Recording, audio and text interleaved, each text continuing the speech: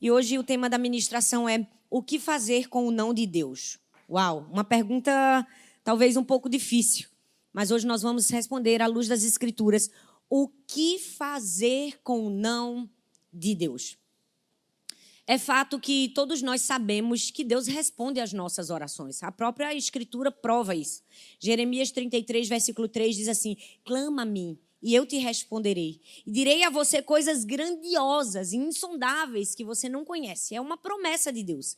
Ele vai responder às nossas orações.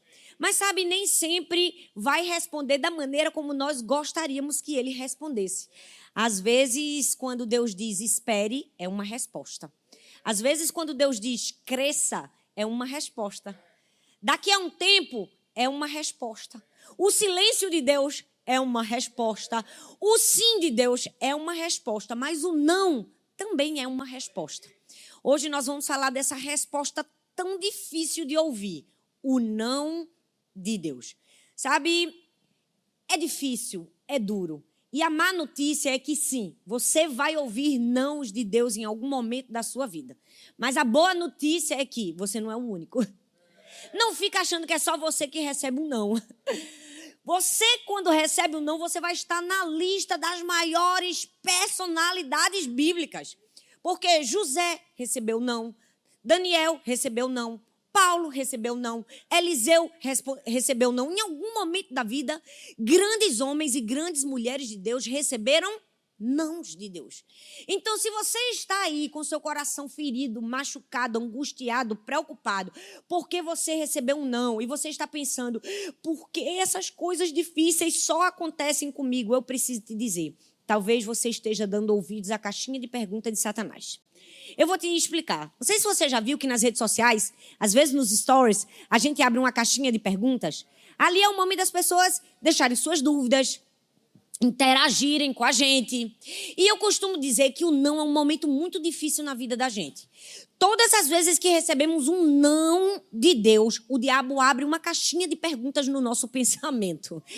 E por que Deus disse não para você? E se Deus te ama tanto, por que ele não te deu o que você merecia? E por que fulano recebeu um milagre e você não recebeu? E por que para você tudo tem que ser tão difícil? Você já se ouviu ou ouviu na sua mente uma pergunta como essa? Por que para mim parece que é mais difícil? Tenha certeza, é uma caixinha de perguntas de Satanás. Todas as vezes que nós ouvimos um não, certamente o diabo vai tentar a nossa mente. E a verdade é que Deus tem muitos nãos para nos dar ao longo da vida, mas ele também tem sim no estoque. Amém, gente? Amém, gente? Quem pode celebrar o que tem um sim no estoque de Deus também? Glória a Deus, que a gente não só vive de não, a gente também recebe sims. Pois bem, a maneira como a gente vive, a maneira como a gente reage ao não de Deus é a resposta à caixinha de perguntas de Satanás. E quando a gente recebe um não de Deus, a gente pode resistir o não de Deus, a gente pode ressentir do não de Deus, mas a gente pode ressignificar o não de Deus. A gente pode resistir, a gente pode dizer, não aceito, não quero, não vai adiantar, vai perder, porque de Deus ninguém ganha. É verdade ou não é? Então não adianta você resistir ao não de Deus. Mas também não adianta você ressentir ao não de Deus, porque Deus é a pessoa que mais te ama nessa vida. E Ele mesmo diz que faz com que todas as coisas cooperem para o seu bem. Qual é a melhor escolha? Ressignificar o não de Deus. Trazer daquele não ensinamentos, frutos, crescimento. Para quê? Para que um momento nós estejamos preparados para o sim de Deus. Eu não estou dizendo que é fácil. Essa não é uma mensagem simples. É uma mensagem muito profunda e muito densa. Às vezes a gente prega um tema mais leve, mas hoje é daqueles assim... Porque o não de Deus é dolorido. E eu não vou dizer para você que é fácil receber o não de Deus. Mas sabe, esse é o maior teste da nossa vida. Como a gente responde ao não de Deus é que vai provar se a gente confia mais na palavra de Deus ou mais na nossa própria vontade. E é fato que a vida inteira nós não somos preparados para o não. A gente é muito mais preparado para o sim. Mesmo que exista mais preparo, exija mais preparo para o não. Quer ver? Desde bebezinho, a gente chora, tá com fome, dá mamadeira. A gente chora, bota a chupeta. A criança chora, tá com cólica, vira, não tá gostando dessa posição, vira para outra posição. A gente tá recebendo sim a vida inteira. E a gente não se percebe que a gente precisa de preparo mesmo é para receber o não. Porque eu não preciso que ninguém me ensine como eu fico depois que eu sou curado. Preciso? Não, eu preciso que alguém me ensine como eu vou ficar se eu não for curado. Eu não preciso que ninguém me ensine se tudo estiver bem na minha vida, se eu tiver um carro novo, uma casa nova, se todos os meus projetos vão dar certo. Não, eu não preciso que ninguém me ensine disso. Eu preciso que alguém me ensine quando tudo que eu tenho não passa de problemas. Aí sim eu preciso de suporte. Aí sim eu preciso de ensinamento. É por isso que nós precisamos entender. A gente precisa mesmo de suporte. A gente precisa mesmo aprender com os nãos de Deus. Sabe, em muitos momentos na nossa vida nós vamos nos perguntar por que Deus disse não para mim. E às vezes o não de Deus, para algumas pessoas pode ter sido um não simples, mas para outras pessoas é um não sofrido, doloroso. Por que Deus disse não para mim se eu queria tanto ter filhos e não consigo ter filhos? Por que Deus disse não para mim quando meu filho nasceu com uma habilidade especial e eu queria tanto que fossem as coisas mais fáceis para ele? Por que Deus disse não para situações tão difíceis na minha vida? Por que Deus disse não quando o câncer voltou, quando uma enfermidade persiste? A verdade é que essas respostas eu quero responder parafraseando a frase de um grande missionário chamado George Miller, que diz assim: se queremos que a nossa fé se fortaleça, não deveríamos recuar diante das oportunidades dela ser provada. Porque com isso, por meio da provação, ela será fortalecida. Ou seja, o não de Deus nos fortalece, nos prepara, nos ensina, nos molda. E hoje eu quero compartilhar com vocês 3 nãos que Deus deu a 3 pessoas na Bíblia. E o que cada um respondeu, a maneira como cada um respondeu, que nos dão lições para como vamos responder ao não de Deus. O primeiro não foi o não que Deus deu a Moisés. E a vida de Moisés nos ensina que a gente precisa responder ao não dele com o quê? Com esperança, com obediência. Porque a Bíblia fala que Moisés foi um grande libertador do povo. Moisés foi aquele que tirou o povo do Egito. E depois de muitas pragas e muitas idas e vindas ao faraó e todo aquele processo difícil, inquisitivo, doloroso, finalmente Moisés consegue levar aquele povo, atravessa o Mar Vermelho, vai para o meio do deserto e passa ali 40 anos. Gente, eu preciso te dizer, 40 anos não são 40 dias. 40 anos é a minha idade que eu vou completar agora em setembro. É uma vida. Foram 4... Obrigada, meu amor, ele disse que não parece.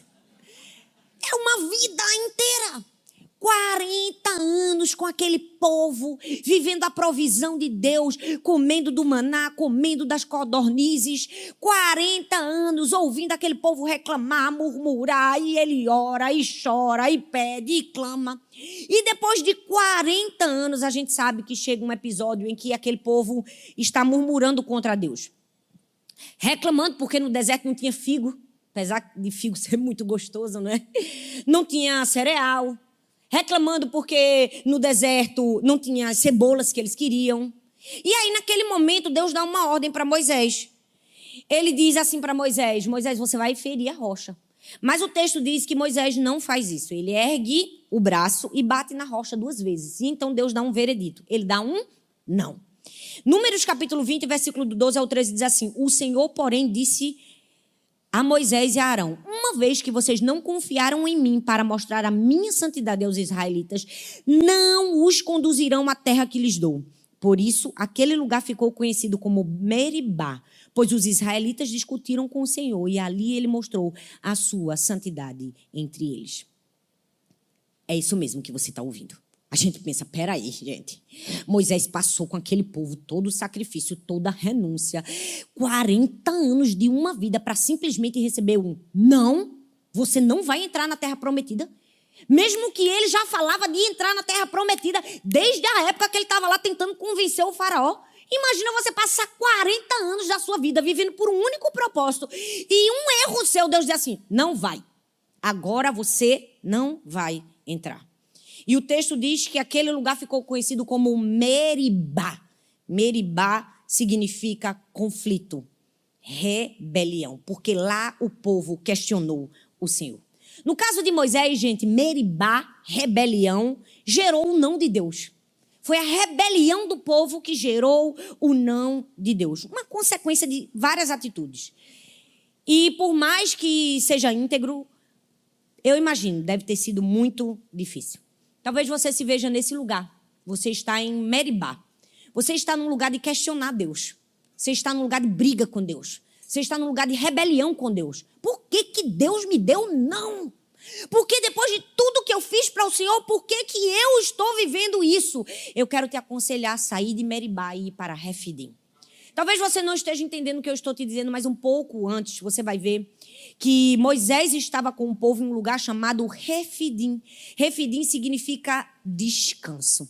Aí talvez você pense, meu Deus, é exatamente esse o lugar que eu gostaria de estar. Eu gostaria de estar no descanso de Deus. Mas esse descanso Refidim aqui não era um resort, inclusive, que você tinha todas as coisas. Refidim tinha o nome descanso, mas era deserto. Não tinha água. Porque o verdadeiro descanso é confiar em Deus. É confiar que Deus sabe de todas as coisas. Mas aí porque o povo murmurou, e aquele momento em Refidim o povo disse assim, será que o Senhor está aqui entre nós? Porque o povo questionou Deus, entrou em rebelião contra Deus. Aquele lugar se transformou de Refidim para Meribá ou Massá. Sabe, o conselho de Deus para mim e para você hoje é, mesmo que você esteja em Meribá, em um lugar de rebelião, de questionamento, de dúvida, de incerteza em relação a Deus, volte para Refidim. Faça do seu Meribá Refidim. Faça do seu questionamento descanso em Deus. Faça do seu questionamento um lugar de obediência. Porque o não de Deus produz o quê? Produz obediência. O texto diz que Deus diz a Moisés, você não vai entrar na terra prometida. E aí Deuteronômio capítulo 3, versículo 23 ao 27 diz, naquela ocasião implorei ao Senhor. Gente, eu não sei vocês, mas me dá uma pena de Moisés. Porque o texto diz, ele disse, eu implorei, ó soberano, e ele chora, ele pede, eu te suplico. E sabe o que é que Deus responde a ele quando ele implora, quando ele suplica? Deus diz, basta. Ele diz, basta. E mais, ele disse, não me fale mais sobre isso. Tem gente que está reclamando do não de Deus e não está percebendo que para Moisés foi não, basta, cala a boca, não quero mais ouvir sobre isso. É verdade ou não é? Quantas vezes a gente precisa de ouvir a palavra de Deus e ver as verdades e dizer, meu Deus, eu estou bem. Eu nem cheguei no ponto de Deus dizer basta para mim. Ele ainda só disse não. O texto diz que Deus disse a Moisés, basta. E depois, não me fale mais sobre isso. É verdade, gente. Na vida da gente, quando a gente escolhe a obediência, às vezes a obediência vai gerar dor. Obediência vai gerar dor. Sabe, quando eu perdi minha primeira filha, eu aprendi mais do que nunca na minha vida o que significa se submeter à vontade de Deus. Se submeter à vontade de Deus nem sempre é fácil. E, por vezes, vai nos fazer sentir dor.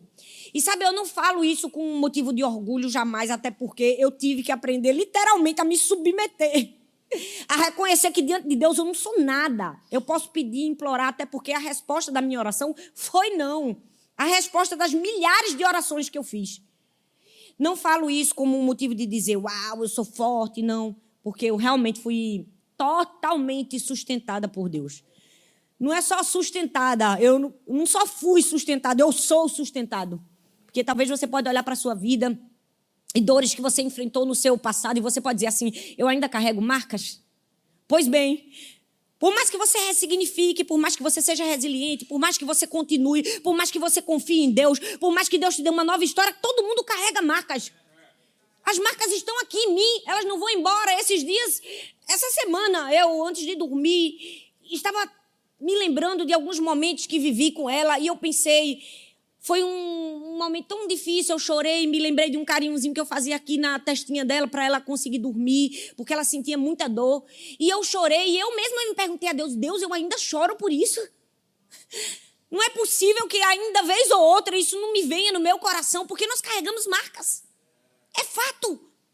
Nós podemos vencer, nós podemos virar o jogo, Deus pode mudar nossa história, mas todos nós carregamos marcas. E às vezes nós estamos pensando, meu Deus, que fase difícil e dolorosa. É verdade, a gente pode passar por fases difíceis e dolorosas, mas elas nunca serão vazias, porque elas sempre serão cheias de propósito.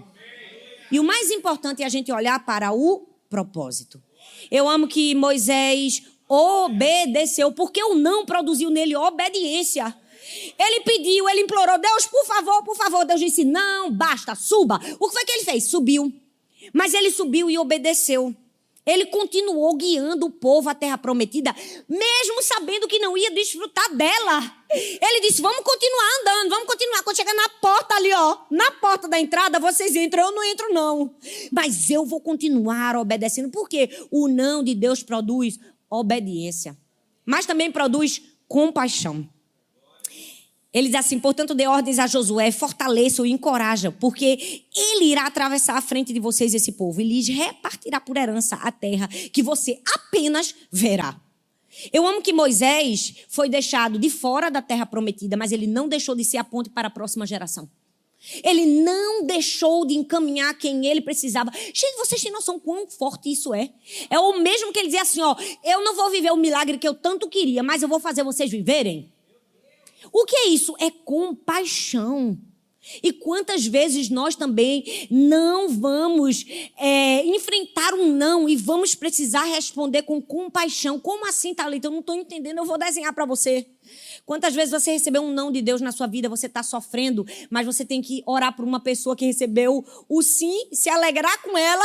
Por quê? Porque é assim que Jesus nos ensina. Quantas vezes você está sofrendo, você está ferido, você está machucado, você está angustiado, mas você precisa orar para que outra pessoa seja curada, seja restaurada. Às vezes a gente coloca a nossa dor no bolso, né? E continua caminhando, porque foi assim que Jesus nos ensinou. O não produz compaixão. Muitos fazem uma comparação de Jesus a Moisés, porque ambos são libertadores do povo.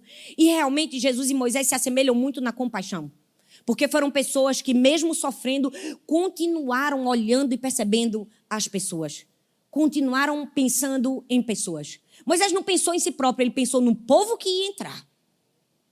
Sabe, a gente vive no mundo e eu tenho ensinado muito sobre isso. E a gente tem falado sobre empatia, sobre pessoas, sobre não um egocentrismo. Porque o mundo nos ensina, pense em você, pense em você, pense em você. E o evangelho nos ensina, pense no outro, pense no outro, pense no outro. É uma contramão. Cuidado com quem entra na sua vida. Jesus deixou as pessoas entrarem na vida dele. O traidor. O acusador também. Sabe, o não de Deus produz compaixão. Ele não ia entrar, mas ele estava obedecendo e mais ele estava dizendo, vai Josué, seja forte Josué, seja corajoso, eu vou te ajudar Josué, não tenha medo, você é novinho Josué, mas olha, o Senhor vai adiante de você, você vai herdar essa terra. Deus está nos convidando a quando a gente receber um não, a gente responder esse não com obediência, com compaixão. Sabe por quê? Porque o não de Deus também produz honra na nossa vida. Talvez muitas pessoas olhem para o não de Deus e pensem um não como punição, um não como maldade, um não como falta de amor. Mas, na verdade, o não de Deus produz honra. Mais na frente, Deuteronômio capítulo 34, versículo do 10 ao 12, diz assim, em Israel nunca mais se levantou um profeta como Moisés, a quem o Senhor conheceu face a face e que fez todos aqueles sinais e maravilhas que o Senhor tinha enviado para fazer no Egito, contra o faraó, contra todos os seus servos e contra toda a sua terra. Pois ninguém jamais mostrou tamanho poder como Moisés, nem executou os feitos temíveis que Moisés realizou aos olhos de todo Israel. Talvez você esteja pensando, que injustiça que Deus fez com Moisés. Ele sofreu 40 anos, de repente não vai ver. Olha aqui o que Deus fez com Moisés. Ele respondeu à obediência de Moisés com honra. Olha o registro que ficou de Moisés. O maior profeta, um profeta como nenhum outro. Conheceu a Deus face a face. Foi usado para sinais, milagres e maravilhas. Responda ao não de Deus com obediência. Fala comigo, obediência. Não, mas fala com vontade de obediência. Responda o não de Deus, em segundo lugar, com resiliência. Fala comigo, resiliência. Esse foi o não que Deus deu para quem? Agora, Davi. Moisés recebeu não? Recebeu. Respondeu com obediência? Sim. E Davi? Davi respondeu com resiliência. Porque ele recebeu um não para um sonho que ele tinha. Construir um templo para o Senhor. Sempre foi o sonho de Davi. Se você ler as Escrituras e os Salmos, você vai ver que o tempo todo ele tinha esse sonho de construir um lugar para Deus. Era o sonho da vida dele. E aí Deus diz, não, porque você derramou muito sangue. Não, porque você derramou muito sangue. Davi era a pessoa perfeita para construir? Era. Davi era o rei, Davi tinha posses. E mais, Davi era um homem segundo o coração de Deus. O coração dele estava naquilo? Estava. Ele seria aparentemente a pessoa perfeita para construir o templo. Mas Deus diz assim, não vai. Não edificarás casa ao meu nome, porquanto muito sangue tens derramado na terra, na minha presença. 1 Crônicas, capítulo 22, versículo 8. E sabe como foi que Davi respondeu? Davi arregaçou as mangas e começou a preparação. Davi diz assim, eu não vou construir, mas eu vou preparar. Eu não vou construir, mas eu vou deixar tudo pronto para que seja construído. Eu não vou construir, mas eu não vou desistir, porque esse sonho não é meu, esse sonho é de Deus. Quantas vezes quando Deus diz não para a gente diz, pois então agora eu não faço mais nada. Não sou eu que vou cortar a fita na inauguração? Não sou eu que vou aparecer em cima do altar? Não sou eu que vou postar na foto? Não é meu nome que vai ser destacado? Quantas pessoas estão tão distantes daquilo que nós precisamos estar na vida de Davi? Responda o não de Deus com resiliência. Resiliência, no latim, significa voltar ao estado normal, principalmente após uma situação crítica que altera todo um sistema. É voltar ao normal quando tudo está alterado. Deus disse não. Respira fundo. Ele disse, não vou construir, mas vou preparar. Resiliência. Na psicologia, resiliência pode ser compreendida como a capacidade de uma pessoa de lidar com sérios problemas, vencer obstáculos pessoais, sociais, não ceder à pressão. E no linguajar crentez, para nós que somos cristãos, resiliência é ser como uma palmeira, gente. O vento sopra, a gente dobra, mas levanta de novo e continua de pé. Glorificando a Deus. Rapaz, me dobrou, me machucou, me feriu. Rapaz, me abalou, mas eu não me curvo. Nós precisamos aprender a responder o não com resiliência. Sabe por quê? O não de Deus produz intimidade. A Bíblia diz em 1 Coríntios capítulo 28, verso 9 ao 10, diz assim, e você, meu filho Salomão? Olha que coisa linda que Davi disse para o filho dele que iria construir. Reconheça o Deus de seu pai e sirva-o de todo o coração e espontaneamente. Pois o Senhor sonda os corações e conhece a motivação dos pensamentos. Se você o buscar, o encontrará. Mas se você o abandonar, ele o rejeitará para sempre. Veja que o Senhor o escolheu para construir um templo que sirva de santuário. Seja forte, mãos ao trabalho. É forte, gente. Olha o que Davi diz para o seu filho. Primeira parte. Reconheça o Deus do seu pai. O que é isso? Isso é referência. Ele não estava dizendo assim, reconheça um Deus distante, um Deus que eu não conheço, um Deus que eu não sigo. Ele está dizendo assim, reconheça o meu Deus. Eu tenho intimidade com esse Deus. Eu conheço esse Deus. Será que mesmo depois do não, você ainda pode continuar representando bem a Deus? Porque às vezes quando Deus diz não para a gente se fere com Deus, né? A gente nem quer mais apresentar Deus para as pessoas. Porque a gente acha que Deus nem é tão bom assim. Deus diz um não para Davi e ele diz assim, meu Deus, reconheço o meu Deus. Não vai deixar de ser meu Deus porque ele me disse não. Eu não vou deixar de servir a ele porque ele me disse não. Eu não vou deixar de cumprir os seus estatutos porque ele me disse não. É o meu Deus. Salomão, ele disse, reconheça o Deus do seu pai. No momento do não, você consegue continuar apresentando ou representando bem o Senhor? Em seguida, ele diz para quê? Para Davi servir a Deus de todo o seu coração. E a segunda parte do texto bíblico, se você ler, é quase que um desabafo de Davi. Vamos falar a verdade. É como se ele estivesse quase que no divã. Ele diz assim, ó, pois o Senhor conhece os corações e a motivação dos pensamentos. Ninguém melhor do que Davi para saber que Deus não se impressionava com performances, que Deus não se impressionava com aparências. Ele via o coração. Ele estava dizendo, cuidado, viu? Cuidado Porque Deus conhece mesmo o coração. E eu amo que ele diz assim, olha, mãos à obra para construir o templo do Senhor. Mas antes de dizer mãos à obra, ele diz o quê? Ele diz assim, busque a Deus. O que é que Davi estava falando? Ele estava ensinando a Salomão sobre prioridades. Ele disse assim, antes de construir primeiro você busca. Ele disse assim, busca a Deus, depois você constrói. Tem gente que está querendo construir, mas não está querendo buscar.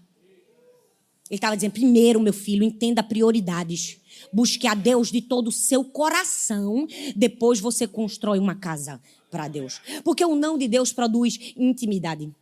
Mas o não de Deus também produz trabalho. 1 Crônicas, versículo 28, do 11 ao 18, que eu não posso estender lendo para vocês. É um momento em que Davi começa a falar com Salomão. Ele disse, Deus me deu a planta do edifício, vai ser assim, vai ser assado, ele me preparou. Eu vou te dizer tudo o que você tem que fazer. Qual o tamanho do querubim, como vai ser desse jeito, vai ser daquele jeito. Ele não parou, ele continuou, ele trabalhou, ele fez, ele aconteceu. Será que nós somos capazes de fazer o mesmo? Às vezes a gente dá tão pouco valor à preparação, não é? Se preparação não fosse uma coisa importante, João Batista não tinha vindo preparar o caminho do Senhor, gente. Às vezes nós precisamos entender, preparação também é trabalho. Preparação também é trabalho. Ele estava ali, vamos preparar, vamos fazer, vai ser desse jeito, vai ser assado. A gente não vê em Davi um coração amargurado. Porque um coração amargurado não vou fazer também, não conto com minha ajuda. Não é? Não conto com o meu conselho. Deus me disse, não, também agora eu vou ficar no banco, nunca mais eu sirvo. A pessoa feriu, né? Geralmente uma pessoa que diz assim, não trabalho mais para Deus, não sou voluntária, não vou mais para a igreja, foi uma pessoa que ouviu um não de Deus. Aí ela fica tão ferida com o não de Deus, ela diz, também não faço mais nada. Não, gente. Responda ao não de Deus da maneira correta. Não diga não para Deus de volta. Se você está ferido, machucado, somos. A resposta é dizer, não faço mais nada? Não. A resposta de Deus, a resposta minha e sua deve ser, desabafe. Está ferido? Fale para Deus. Diga, Deus, eu estou ferido, eu estou machucado, fizeram mal contra mim, não achei justo. Davi foi essa pessoa. Se você ler todos os salmos, você vai perceber. Quando ele estava angustiado, ele disse, estou com raiva, Deus, estou chateado, estou angustiado, estou ferido. Eu estou fazendo das lágrimas o meu travesseiro. E quando você vai vendo no meio do salmo, ele já começa a melhorar. Lá para o fim, ele já está, estou animado, estou revigorado, estou refeito. O problema é que a gente é ferido. A gente recebe um não, a gente diz, não faço mais nada. Não. Abra sua boca e se deixe ser curado por Deus. Porque tem gente que se for curado, morre. Porque vive para a enfermidade. Porque vive para a autopiedade. Porque vive para a autocomiseração. O não de Deus deve produzir trabalho na nossa vida. Paixão. A gente vai ver Davi dizendo, eu dou das minhas próprias riquezas. Eu dou da minha herança. Eu dou daquilo que eu construí a minha vida inteira para a casa do Senhor. Eu dou ouro, eu dou prata. Eu dou dos meus bens. O que é isso? Isso é paixão por Deus. Paixão pela obra de Deus. Será que você tem esse nível de paixão, mesmo quando você recebe não? Você vai continuar sendo generoso, mesmo quando você não tem um título? Não vou contribuir com o meu dízimo nessa igreja, porque o pastor não me deu a oportunidade. Tem gente que só colabora com a igreja se ele tiver destaque.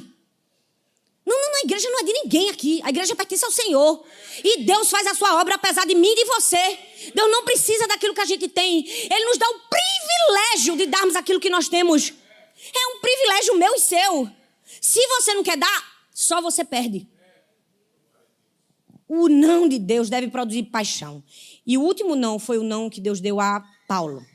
E a gente precisa aprender com Paulo a responder o não de Deus com a aceitação da graça. 2 Coríntios capítulo 12, do verso 7 ao verso 9, diz assim, para impedir que eu me exaltasse por causa da grandeza dessas revelações, foi-me dado um espinho na carne, um mensageiro de Satanás para me atormentar. 3 vezes roguei ao Senhor para que o tirasse de mim, mas ele me disse, a minha graça é suficiente para você, porque o meu poder se aperfeiçoa na fraqueza.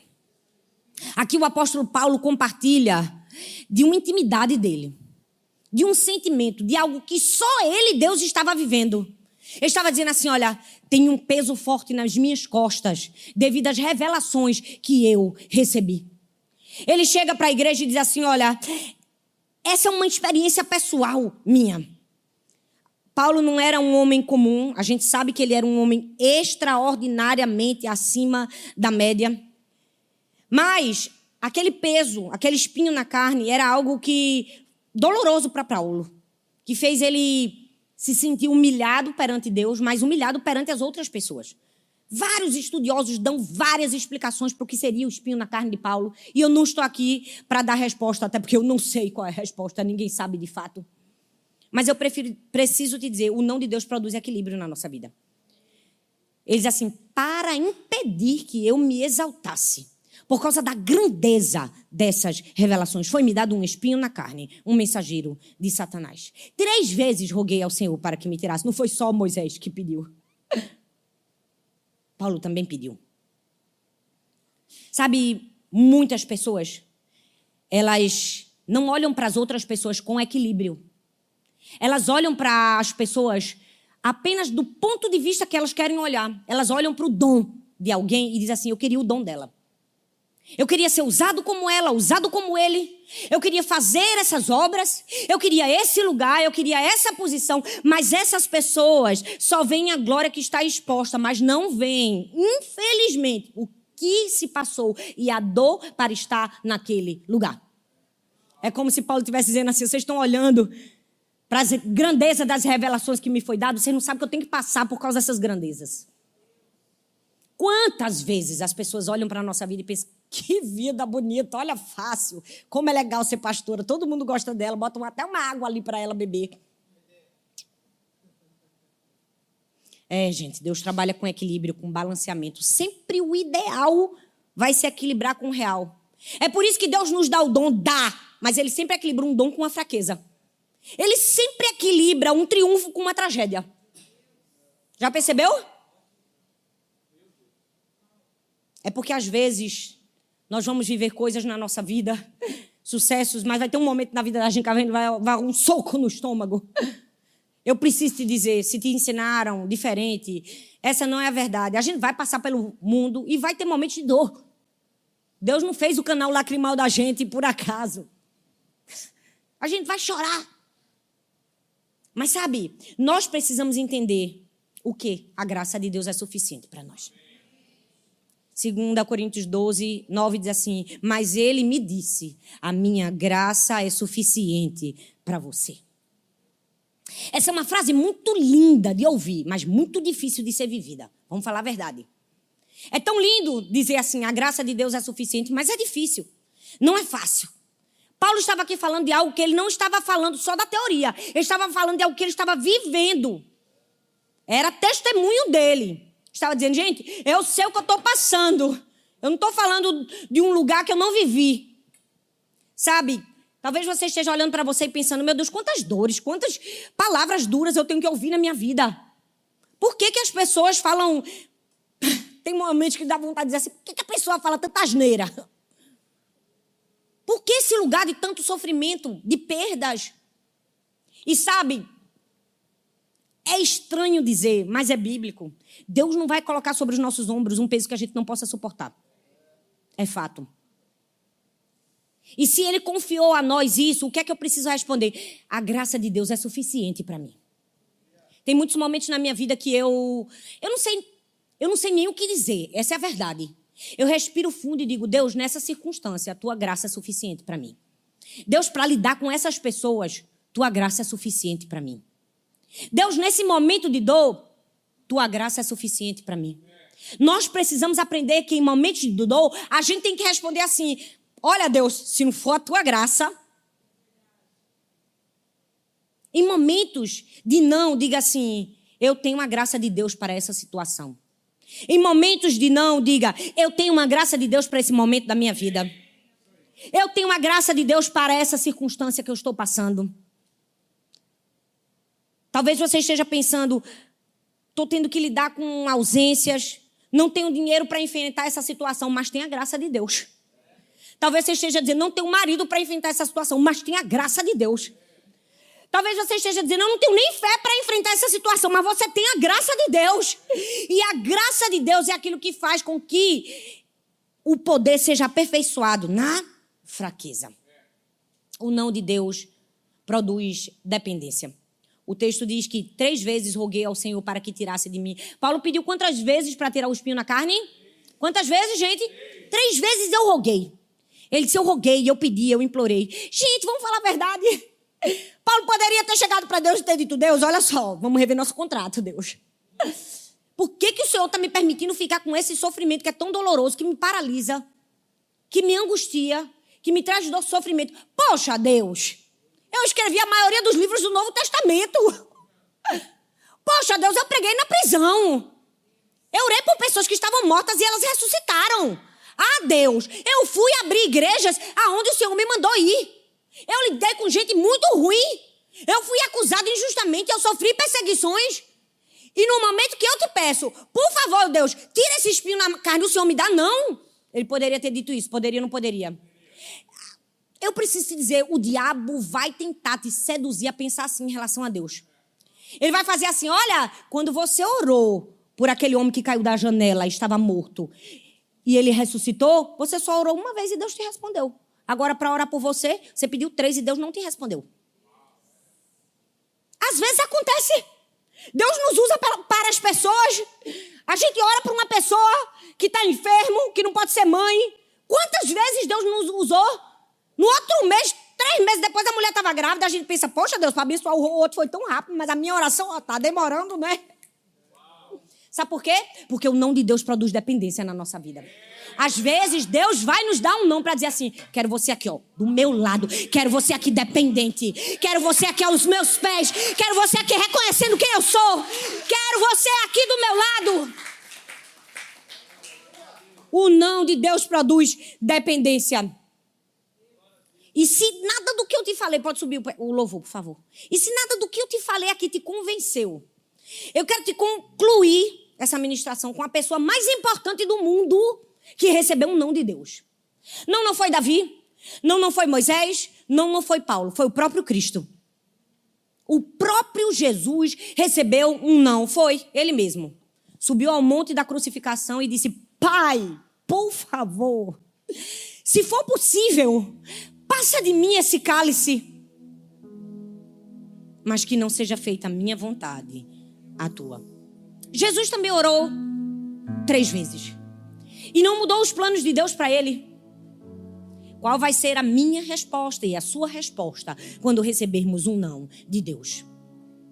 Como vamos nos comportar? O não de Deus tem que produzir em nós obediência, compaixão, perseverança, resiliência, honra, dependência. Você pode fechar os seus olhos e ficar de pé, por favor? Não sei se você está aqui vivendo um não. Talvez você está aqui vivendo em Meribá, em rebelião contra Deus. Por quê, Deus? Por quê, Deus? Por quê? Deus está dizendo, vai para Refidim. Vai para o descanso, vai para o consolo. Confia. Confia no meu não. O meu não sempre é melhor do que o sim, quando eu tenho um plano por trás. Hoje é um caminho de retorno. Deus está querendo nos tirar de Meribá e nos levar a Refidim. Hoje é um caminho de parar de perguntar por que Deus e começar a dizer, Deus, eu obedeço. Eu me submeto. Eu aceito. Naquele momento que a minha filha se foi, não era o que eu queria. Não foi a oração que eu pedi. Eu clamei, eu roguei, eu implorei por centenas de milhões de vezes. Eu fiz de tudo, eu briguei contra Deus, eu questionei, eu perguntei, eu lutei. E Deus disse, não, basta. Mas ao mesmo tempo que ele disse, basta, ele disse, a minha graça é suficiente para você, Thalita.